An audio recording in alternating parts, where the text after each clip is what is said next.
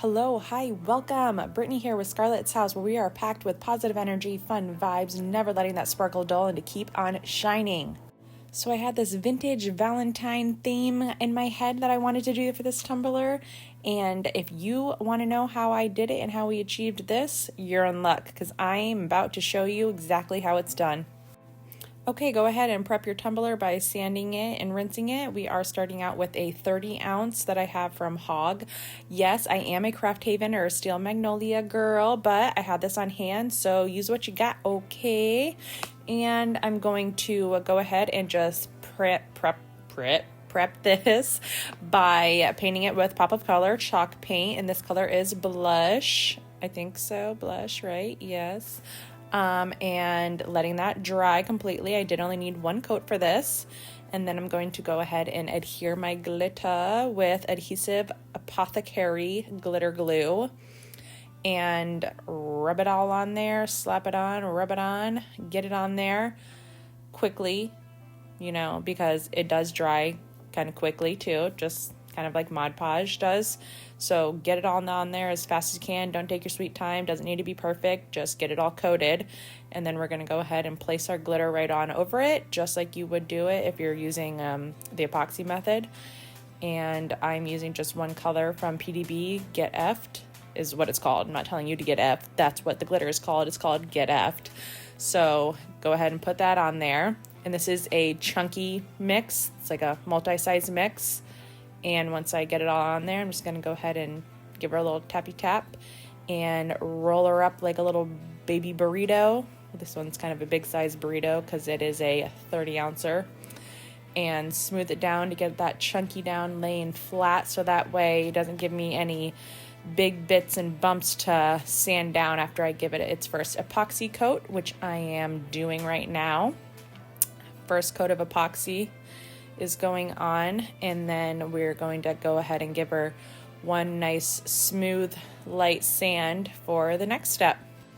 Actually, I did do 2 coats of epoxy before I went in with my first light sand because it is a chunkier glitter, so I did need 2 coats. And then after that, you can do a light sand, and then we go ahead and spray paint it black and let it dry. And then I went and spray painted it a light pink and let that dry, and a white and let that dry. Now we're about to get down and dirty, okay? First step, you're going to take your acetone on a rag or a melamine sponge. I do switch to that later, and I think I like it better, but either one works. Use what you got. So first step first, you're going to take your acetone, and you're going to just put it on your rag and see me just wiping it up to go get all 3 of the paint layers off first. Don't worry about the dirtiness. You're going to get dirty. Leave the streaks on the side of the white first. Don't worry about cleaning those up yet. Just worry about getting your shape in there. Get the shape that you want, and we're going to go ahead and clean up the edges and stuff later, but get your desired shape of where you want your distress marks in first. So go get all of your edges, get your shapes, and get that put in first, and then don't worry about the whole cleaning up process yet. I usually just go in and get all of my shapes put in, and then I'll go back with the alcohol, not necessarily the acetone every time, to clean up my edges, because the alcohol doesn't run through all the paint layers as harshly as the acetone does. So now I switch to alcohol because I don't want to go through all the paint layers. I just want the pink layers and some of the black layers to come through. That's when I go to the alcohol, so I can just rub some of those pink layers to pop through versus all 3 layers to come through and go all the way to the glitter. So you'll see me do that, and I go kind of back and forth, and now I have the melamine sponge too because I think I like that a little bit better than the rag. And when the one gets too dirty, swap it out, go to the next one. Always kind of use a clean one. Don't try to keep using the dirty one because then it's going to get even more messy. So try to stay with a clean one. And mine got a little soaked there, and it kind of gave me a little run, but that's okay because I was still distressing and taking off a bunch of spots. And so I got all my shapes in there, and then I went around my edges with the alcohol and got some more of the first white layer off to show some pink, got some more of the pink layer off to show some black, and then I just took my alcohol on a rag and just started cleaning up the spots. Like the glitter, you want to go over the glitter with the alcohol and really just kind of clean up those fuzzy hag spots. And after you're distressing, go ahead and give it another coat of epoxy and let that completely dry. And now we're going to move in to the next part, and these are decoupage papers that I got off of Amazon. Similar to rice paper, you can use tissue paper, you can use scrapbook paper, that kind of thing. So what we're doing here is I'm just taking Mod Podge and putting a nice thin even coat on the back of it, and then we're going to lay it down and let that completely dry, and then we go over the images with Mod Podge on the top to seal it. So some of them can be kind of fragile, so you don't want to rip it when you're applying your Mod Podge.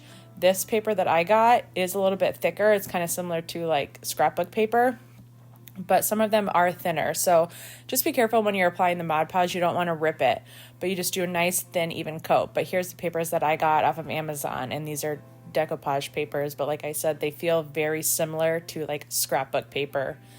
And instead of cutting the images out, I tore the edges because I just kind of wanted more of that that look. Instead of like a nice straight cut edge, I wanted the torn edge on mine.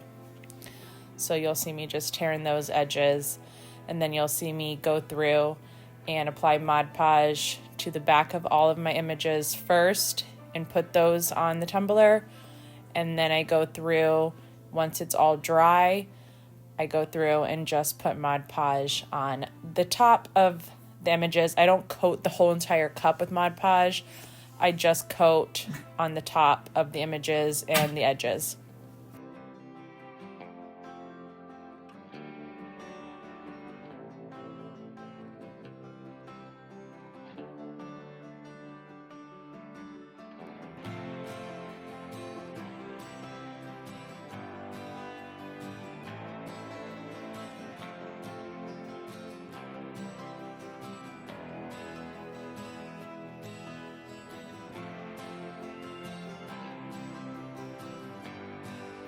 So once my images are all dry with the Mod Podge underneath, I'm going to go ahead and put the Mod Podge over top of my images and just give that one nice even layer over the images and just around the edges.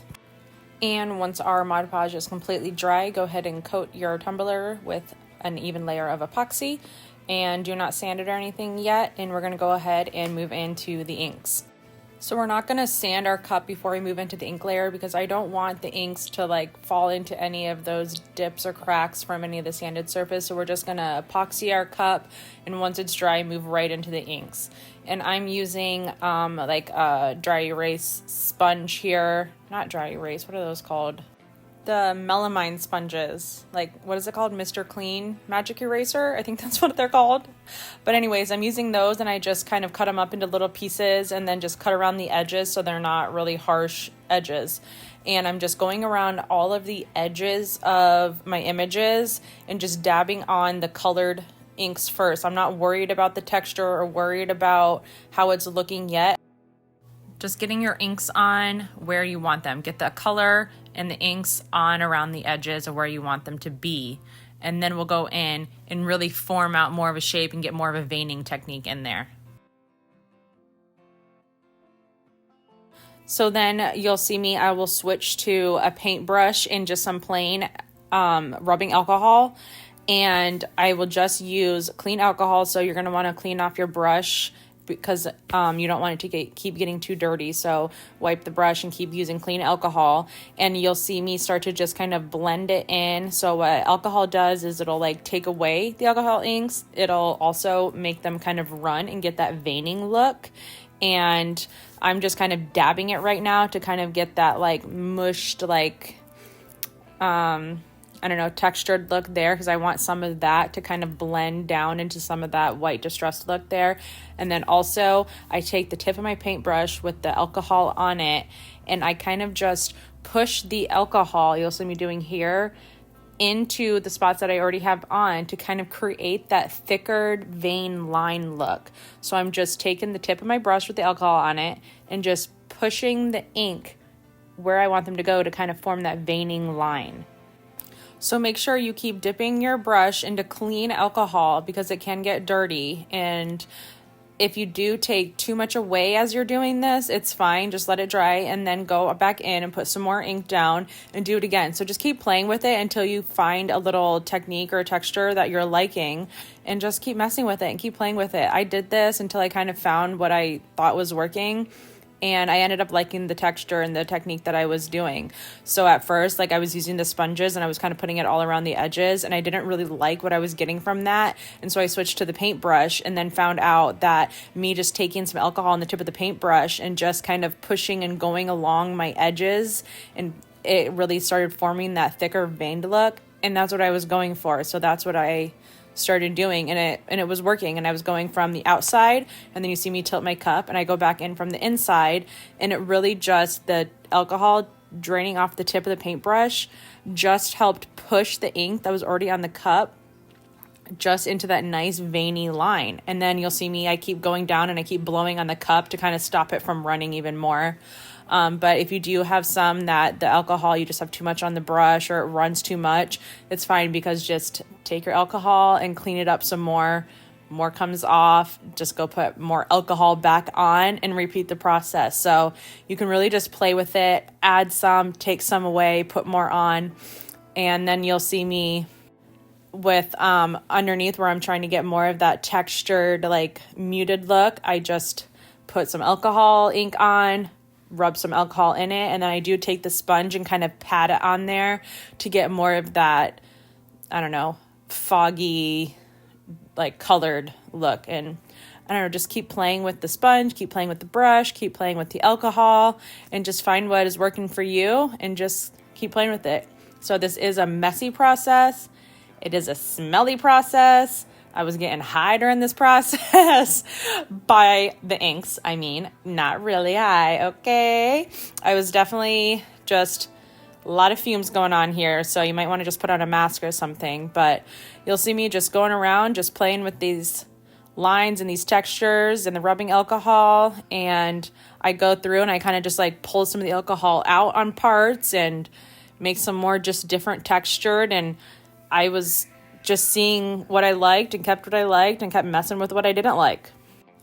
It was almost like the feeling of like playing with like watercolor paints, like the alcohol, rubbing alcohol with the alcohol inks on the cup. It was like you're playing with like watercolor inks again, like just taking the alcohol with the inks and seeing how it just kind of like gets really loose and like starts blending. It's like you're playing with watercolor.